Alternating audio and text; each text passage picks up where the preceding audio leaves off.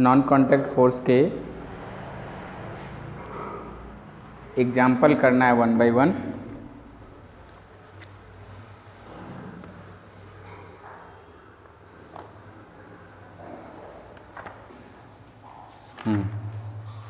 तो पहला non contact force में क्या था बाबू? नॉन कांटेक्ट फोर्स क्या होता है बताइए? नॉन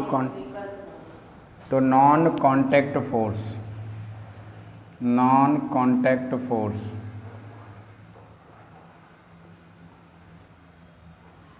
क्या होते हैं?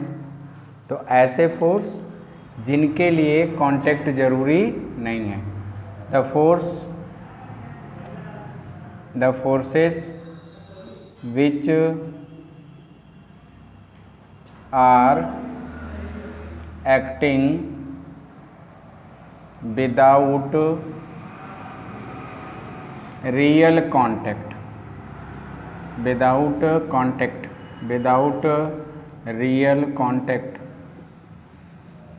बिना किसी छुए यदि फोर्स लगे तो इस प्रकार के फोर्स को हम लोग क्या कहेंगे? Non contact force. Non contact force के जो एग्जाम्पल हैं, पहला हमारे पास क्या है? That is first one is magnetic force. दूसरा हमारे पास है इलेक्ट्रिक फोर्स। कौन सा फोर्स है? Electric force. तीसरा हमारे पास है कौन सा? That is gravitational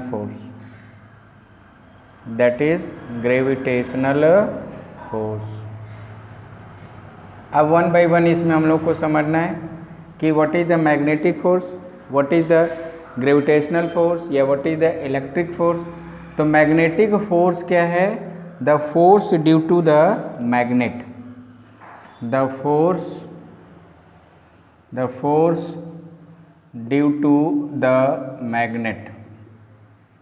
due to the magnet, उस प्रकार के फोर्स को हम लोग क्या कहेंगे? Magnetic force. इलेक्ट्रिक फोर्स क्या है? The force due to the charge. Gravitational force क्या है? The force due to the mass.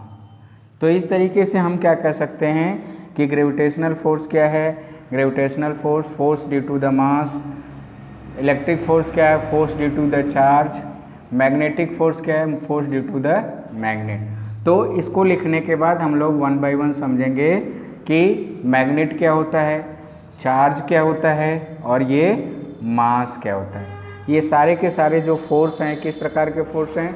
तो all these are come under the non contact force. लिखिए।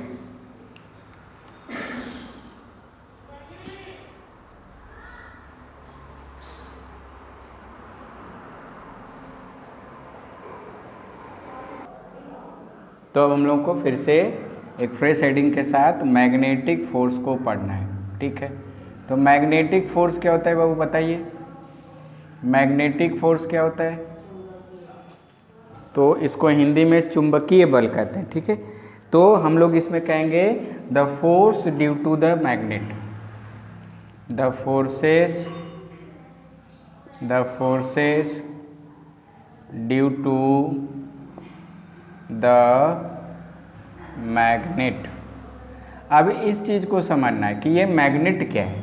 What the magnet is? चुंबक क्या है? Magnet क्या है? ये मैग्नेट क्या है? तो याद रखेंगे मैग्नेट एक प्रकार का क्या है? स्टोन है। एक क्या है? पत्थर है। क्या है? पत्थर है, जिसके अंदर क्या होता है? 2 अपोजिट पोल होता है। 2 अपोजिट पोल होता है। 2 अपोजिट पोल्स होते हैं। क्या होते हैं? 2 अपोजिट पोल्स होते हैं। इन पोल का नाम क्या है? तो एक पोल का नाम है नॉर्थ पोल और दूसरे का नाम क्या है? South pole. एक का नाम है नॉर्थ पोल और एक का नाम क्या है? South pole. इस प्रकार के बने हुए स्ट्रक्चर को, इस प्रकार के बने हुए स्टोन को हम लोग क्या कहते हैं? मैग्नेट कहते हैं। अब इसको रिप्रेजेंट करना है मैग्नेट को, तो इस तरीके से किसी भी शेप का मैग्नेट हो सकता है। किसी भी शेप का मैग्नेट हो सकता है, लेकिन जनरली हम लोग इसको रॉड लाइक स्ट्रक्चर में रिप्रेजेंट करते हैं। एक साइड में होता है क्या, नॉर्थ पोल, और दूसरे साइड में क्या होता है, साउथ पोल। इस प्रकार के बने हुए स्ट्रक्चर को क्या कहते हैं, मैग्नेट कहते हैं। ठीक है, जब किसी ये क्या है, ये मैग्नेट है। ये हमेशा याद रखिए कि इस प्रकार के बने हुए स्ट्रक्चर को क्या कहेंगे, मैग्नेट कहेंगे। ठीक है, एक मैग्नेट के अंदर नॉर्थ पोल होगा और एक साउथ पोल होगा। नॉर्थ पोल को हम लोग इस कैपिटल एन से और साउथ पोल को हम लोग किससे रिप्रेजेंट करते हैं, कैपिटल एस से। अब याद रखें, जब किसी एक मैग्नेट को दूसरे मैग्नेट के पास में ले आते हैं, मान लीजिए हमारे पास एक मैग्नेट ही है, इस मैग्नेट के पास में हम लोग यदि कोई दूसरा मैग्नेट ले आते हैं तो इस मैग्नेट में भी वही चीज़ें होंगी, इसमें भी नॉर्थ पोल होगा और इसमें भी साउथ पोल होगा। हर एक मैग्नेट में नॉर्थ और साउथ पोल होता है। तो मान लीजिए यदि इसके सामने ये नॉर्थ पोल लेके आए और इसका ये साउथ पोल, तो नॉर्थ और साउथ के बीच में हमेशा कैसा फोर्स लगेगा, अट्रैक्शन फोर्स लगेगा। कैसा लगेगा, अट्रैक्शन, आकर्षित करने वाला। ये एक दूसरे को क्या करेगा, आकर्षित करेगा। लेकिन सपोज दैट इस मैग्नेट के पास में इस तरीके से कोई एक दूसरा मैग्नेट ले आए जिसका यहाँ पे ये क्या है, नॉर्थ पोल, और ये क्या है, साउथ पोल। तो अब ये दोनों पोल क्या हो गए, सेम हो गए। कैसे हो गए, सिमिलर हो गए, सेम हो गए। तो अब इन पोल के बीच में किस प्रकार का फोर्स लगेगा, तो रिपल्सिव फोर्स लगेगा। क्या लगेगा, रिपल्सन लगेगा। याद बात समझ में आ रही, तोड़ेंगे तो देखो, बहुत अच्छा सवाल। जैसे यहाँ पे एक मैग्नेट है, ठीक है, आपने कहा यहाँ से तोड़ दिए। मान लीजिए यहाँ पे नॉर्थ पोल है और ये साउथ पोल, इस बीच से इसको तोड़ दिए। तोड़ देंगे तो तुरंत इसके अपोजिट यहाँ पे साउथ और यहाँ पे नॉर्थ डेवलप हो जाएगा। तो इस तरीके से दो मैग्नेट बन गए। इस मैग्नेट पे इधर होगा नॉर्थ और यहाँ होगा साउथ। दूसरा वाला मैग्नेट जो टूट करके बनेगा तो यहाँ पे हो गया नॉर्थ, इसका हो गया साउथ। फिर यदि इसको तोड़ना चाहते हैं तो फिर इसके अपोजिट यहाँ पे नॉर्थ और यहाँ पे साउथ। तो इस तरीके से ये टूट टूट करके बनता चला जाएगा।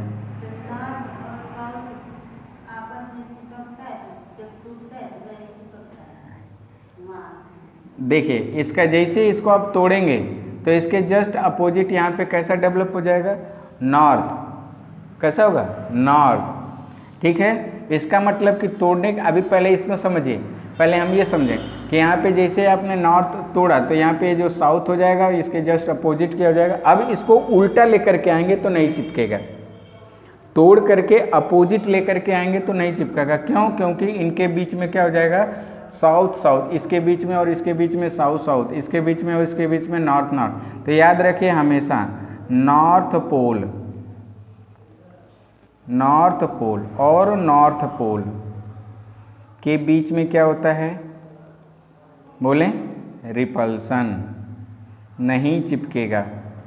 South pole, south pole and south pole के बीच में क्या होगा, रिपल्सन, ये नहीं चिपकेगा, नहीं चिपकेगा।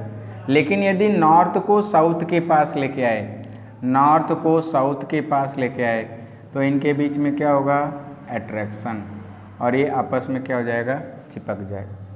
बोलो, तो सबसे इम्पॉर्टेंट चीज़ हमारे पास याद रखने वाली बात है कि मैग्नेटिक फोर्स क्या होता है। तो मैग्नेटिक फोर्स होता है the force due to the magnet. Magnet क्या है, एक पत्थर है जिसके अंदर दो अपोजिट पोल होते हैं। एक पोल का नाम है नॉर्थ पोल और दूसरे पोल का नाम क्या है, साउथ पोल।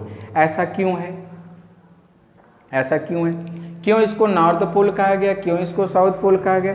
तो इस मैग्नेट को धागे से जब बांध करके हम लोग ऐसे लटकाते हैं तो जब लटकाएंगे तो इसका एक पोल हमेशा नॉर्थ में, उत्तर दिशा में, और एक पोल हमेशा दक्षिण दिशा में यानी साउथ पोल में होता है, साउथ में होता है। कभी भी आप मैग्नेट को धागा से बांध करके यदि लटकाओ तो कभी वो पूरब पश्चिम दिशा में नहीं लटक सकता, कभी भी वो पूरब और पश्चिम दिशा में नहीं लटकेगा। हमेशा कैसे लटकेगा, उत्तर और दक्षिण दिशा में, इन नॉर्थ एंड साउथ डायरेक्शन। इसको नोट कर पाओगे, नोट करिए।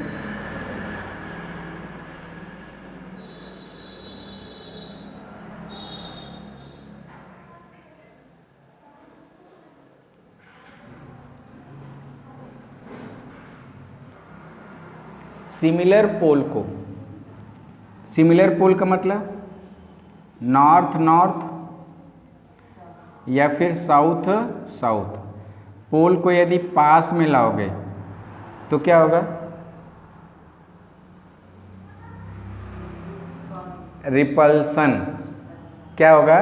Repulsion, repulsion. लेकिन यदि अपोजिट पोल को, किसको?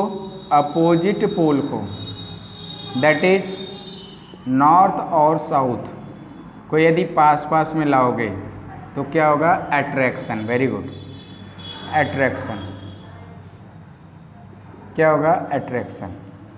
तो इस प्रकार के रिपल्सन फोर्स को, इस प्रकार के अट्रैक्शन फोर्स को हम लोग क्या कहते हैं? तो हम लोग मैग्नेटिक फोर्स के नाम से जानते हैं। क्या बोलेंगे? मैग्नेटिक फोर्स के नाम से जानेंगे। यदि आपसे कोई पूछे कि आखिर ये मैग्नेट हमेशा नॉर्थ और साउथ के में ही क्यों टिकता है, पूछ सकता है। एक क्वेश्चन आ सकता है कि ये मैग्नेट है, why magnets, magnet always stay in only north and south direction, north और साउथ डायरेक्शन में क्यों टिकता है?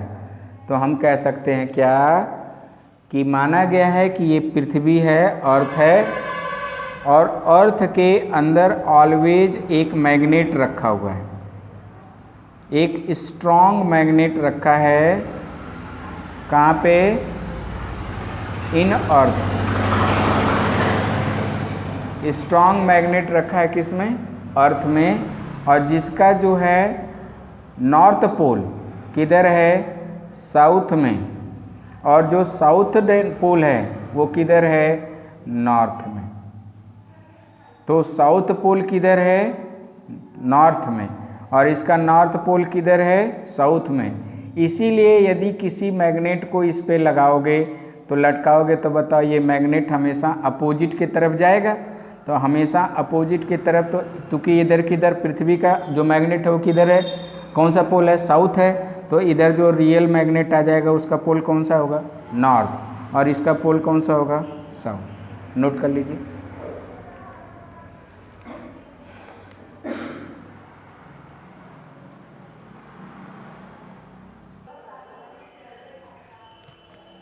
Next we have electrostatic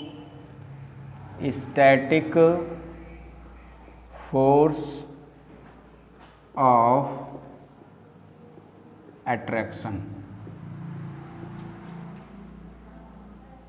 electrostatic force of attraction कौन सा force? Electrostatic force of attraction. क्या होता है बाबू? तो इसमें लिखेंगे the forces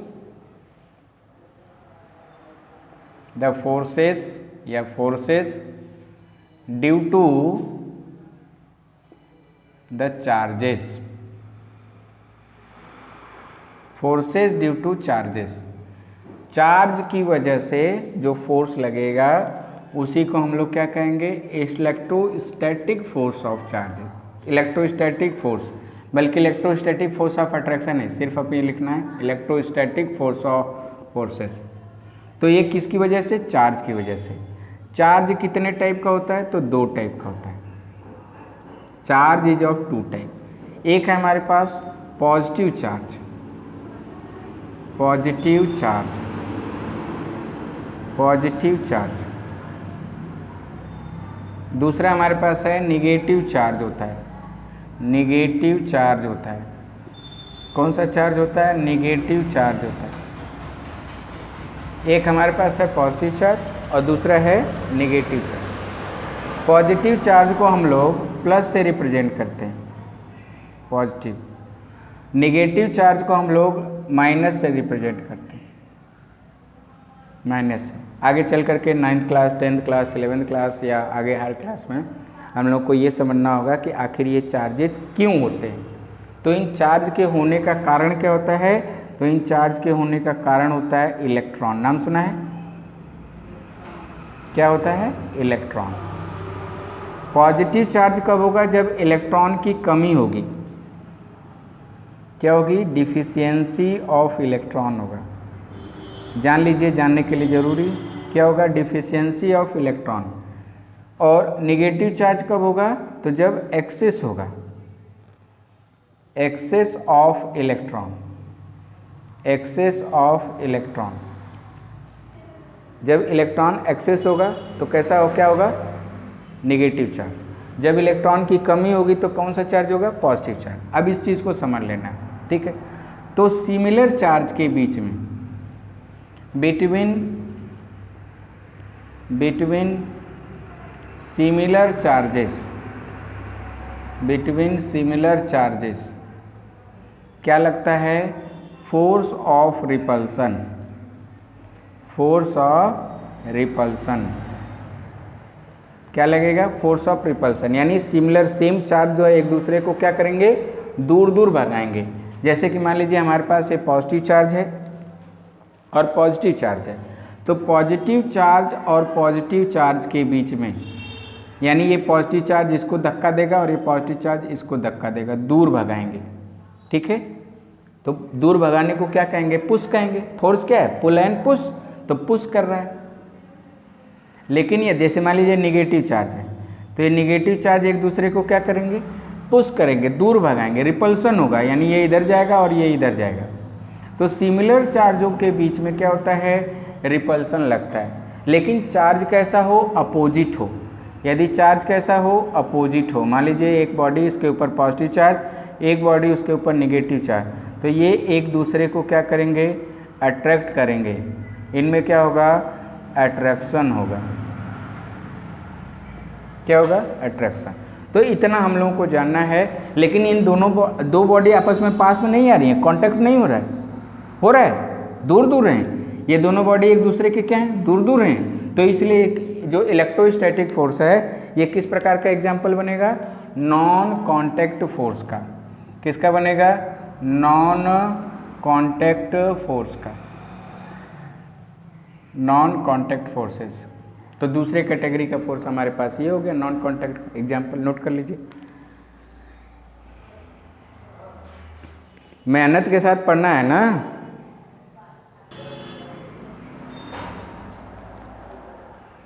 third category of the non contact force की एग्जाम्पल है, वो कौन सा है? तो ग्रेविटेशनल फोर्स है। Gravitational force,